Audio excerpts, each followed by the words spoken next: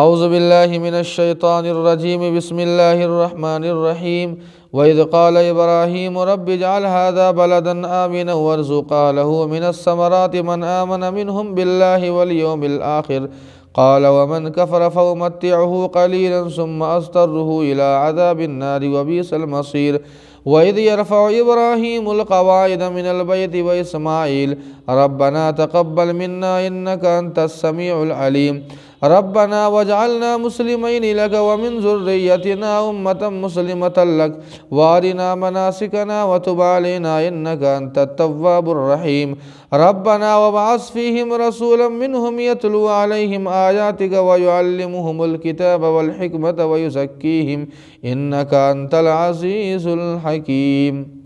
اور یاد کیجئے اس وقت کو جب حضرت ابراہیم نے کہا کہ اے میرے رب اس شہر کا تو مامون بنا اور اس شہر والوں کو تو پھلوں میں سے رزق عطا فرما، ان میں سے جو اللہ اور آخرت کے دن پر ایمان رکھتے ہو۔ اللہ تعالیٰ نے کہا کہ جو کفر کرے گا اسے تھوڑا رزق دوں گا چند دنوں کے لیے، پھر اسے جہنم کی طرف گھسیٹوں گا، اور جہنم بہت بری جگہ ہے۔ اور یاد کیجئے اس وقت کو جب حضرت ابراہیم اور اسماعیل اللہ کے گھر کی بنیادوں کو کھڑا کر رہے تھے۔ اللہ پاک ہمارے اس کام کو قبول فرما، بے شک تو ہی زیادہ سننے والے علم والے ہیں۔ اے اللہ پاک ہم دونوں کو تو اپنا فرما بردار بنا، اور ہماری نسل سے ایک فرما بردار امت پیدا فرما، اور ہمیں عبادت کے طریقے سکھا، اور ہماری توبہ کو قبول فرما، بے شک تو ہی توبہ قبول کرنے والا اور رحم والا ہے۔ اے اللہ پاک ان میں ایک ایسے رسول کو پیدا فرما جو ان کے سامنے تیری آیتوں کو پڑھ کر سنائے اور تیری کتاب کی تعلیم دے، حکمت اور کی تعلیم دے اور ان کا تزکیہ کرے، بے شک تو ہی بڑا زبردست اور حکمت والا ہے۔ ناظرین کرام، حضرت ابراہیم علیہ السلام جو خانہ کعبہ کے معمار ہے، کچھ دعائیں چونکہ جب فارغ ہوتے ہیں خانہ کعبہ کی تعمیر سے تو اللہ تعالیٰ سے کچھ دعائیں مانگتے ہیں۔ وہ دعائیں کیا تھی؟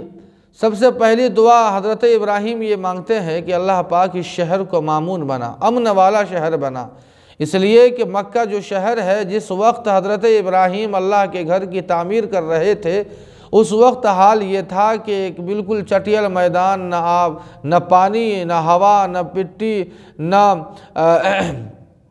درخت، نہ انسان، نہ چرند، نہ پرند، جس کو وادی غیر ذی زرع قرآن پاک نے فرمایا۔ وہاں وحشت کا عالم، خوف کا عالم، ڈر کا عالم۔ حضرت ابراہیم نے کہا کہ اللہ پاک اسے مامون بنا، امن والا شہر بنا، اور اس دعا کا اثر یہ ہے کہ اس شہر میں، اس حرم میں قتل کرنا یا اس طرح شکار کرنا یہ بالکل ناجائز اور درست نہیں ہے۔ حضرت ابراہیم علیہ السلام نے دوسری دعا یہ مانگی کہ اللہ پاک جو ایمان والے ہیں انہیں تو پھلوں میں سے رزق عطا فرما۔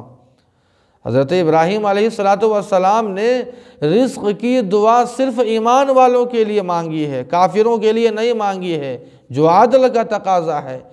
اس کی دو وجہیں ہیں۔ سب سے پہلی وجہ تو یہ ہے کہ جب اللہ تعالیٰ نے حضرت ابراہیم کو امامت سونپی تھی تو فرمایا تھا وَمِن ذُرِّيَّتِي، کہ میری اولاد کو بھی امام بنانا۔ اللہ نے کہا تھا لا ینال عہد الظالمین، کہ امام میں کسی کافر یا ظالم کو میں امام نہیں بنا سکتا ہوں۔ اسی لیے اللہ تعالیٰ حضرت ابراہیم علیہ السلام نے مومنین کے لیے رزق اور پھلوں کی دعا مانگی ہے۔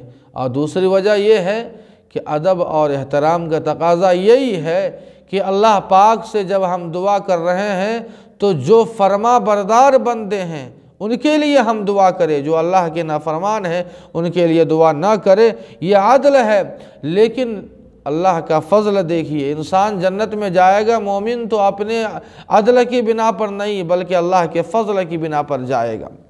چنانچہ اللہ نے فرمایا وَمَنْ كَفَرَ فَأُمَتِّعُهُ، اللہ فرماتے ہیں کہ جو میرا فرما بردار ہوگا اس کو تو رزق دوں گا، جو نافرمان بھی ہوگا اسے بھی چند دنوں کے لیے رزق دوں گا، لیکن پھر اسے جہنم میں جانا ہوگا۔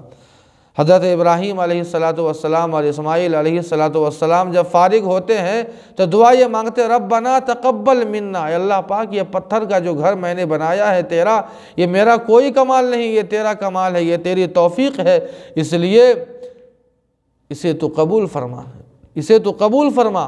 اور دعا کیا مانگی کہ اللہ پاک ہم دونوں باپ بیٹوں کو تو اپنا فرما بردار بنا۔ ایک نبی تو فرما بردار ہوتا ہی ہے، لیکن مطلب یہ ہے کہ تو فرما بردار بنائے رکھ پوری زندگی، اس فرما برداری میں اور کمال پیدا فرما، طاعت کے اندر کمال پیدا فرما، اور ہمیں فرما برداری پر ثابت قدم رہنے کے توفیق عطا فرما۔ اور دعا کیا ہے؟ حضرت ابراہیم نے دعا یہ مانگی کہ اللہ پاک ہماری نسل سے ایک فرما بردار امت کو پیدا فرما۔ یہاں فرما بردار امت سے مراد امت محمدیہ ہی ہے۔ وَأَرِنَا مَنَاسِكَنَا، اور ہمیں عبادت کے طریقے سکھا۔ مناسک سے دو مطلب مفسرین نے لکھا ہے، ایک تو یہ ہے کہ عبادت کے طریقے مراد ہے، اور دوسرا مطلب یہ ہے کہ مناسک سے افعال حج اور اعمال حج مراد ہے۔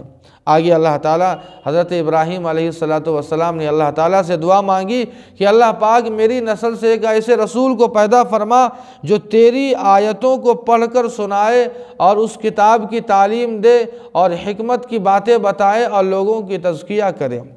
اس رسول سے مراد یہی آخری نبی جس کے ہم امتی ہے جناب محمد الرسول اللہ صلی اللہ علیہ وسلم ہے۔ ایک نبی اور رسول کی 4 ذمہ داری اللہ تعالیٰ نے بتائی ہے۔ سب سے پہلی ذمہ داری یہ ہے کہ الفاظ سکھائے، ایک دوسرے کو قرآن کے الفاظ سکھائے۔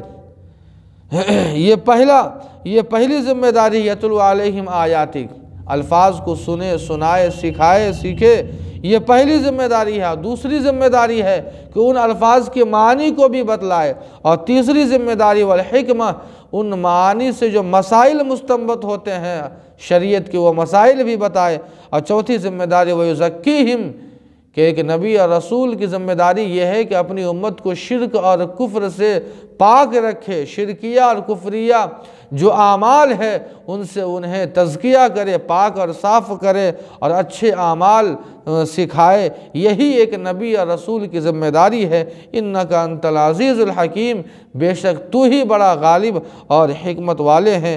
اللہ پاک ہم سبوں کو عمل کی توفیق عطا فرمائے۔ والسلام وما علینا الا البلاغ۔